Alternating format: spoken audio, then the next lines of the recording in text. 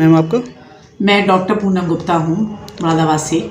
अच्छा, आपको मेयर का चुनाव लड़ने कैसा लग रहा है आपको?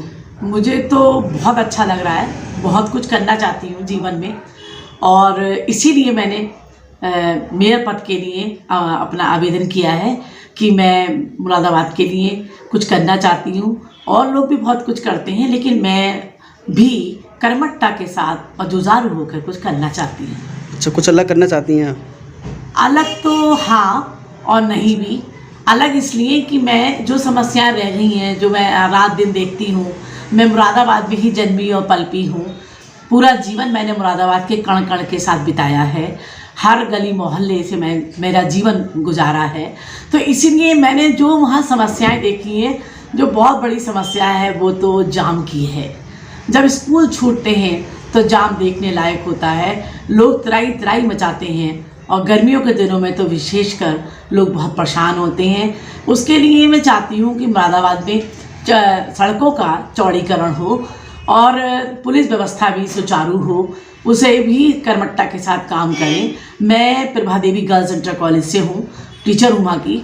जब मैं वहाँ से निकलती हूँ तो जब मैं जाम होता है तो मैंने कई बार शिकायत भी की, थाने में भी मैंने रिपोर्ट लिखवाई कि भाई आप उस समय 2 लोगों को वहाँ तैनात करें। और व्यवस्था भी हुई, लेकिन वो क्षणिक व्यवस्था होती है। जब कहा तो हो गई, कुछ दिन बाद फिर वही हो गया। लेकिन मैं ये चाहती हूँ कि जाम से निपटने के लिए सड़कों का चौड़ीकरण होना चाहिए। एंड दूसरी समस्या पर्यावरण की है कि यहाँ पर लोग पराली जलाते हैं, उससे पर्यावरण प्रदूषित होता है। और भी तार जलाते हैं, फैक्ट्रियाँ भी अंधाधुंध गली और मोहल्लों में चलाई जाती हैं, जिनसे पर्यावरण प्रदूषण होता है। उन पर रोक लगाई जानी चाहिए। और सबसे बड़ी समस्या तो इस समय 3 व्हीलर्स की एंड जो ऑटो रिक्शा की है, जिससे कि बहुत ज़्यादा प्रदूषण हो रहा है।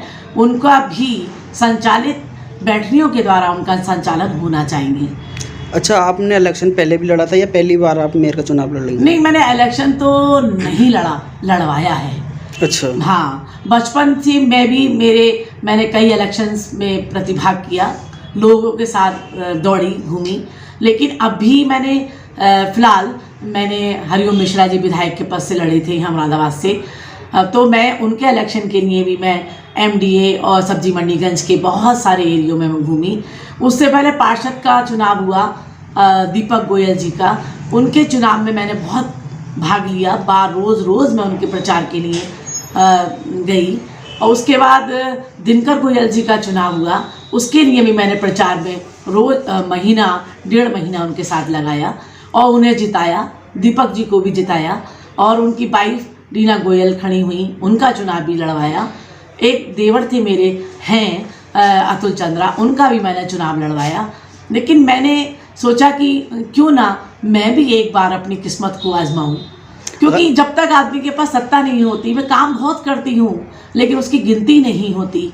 इसलिए मैं चाहती हूँ कि आज मुझे मेयर पद का टिकट मिले, ताकि मैं पूरे जुझारू से और हाथ को मजबूत करके मैं काम करूँ।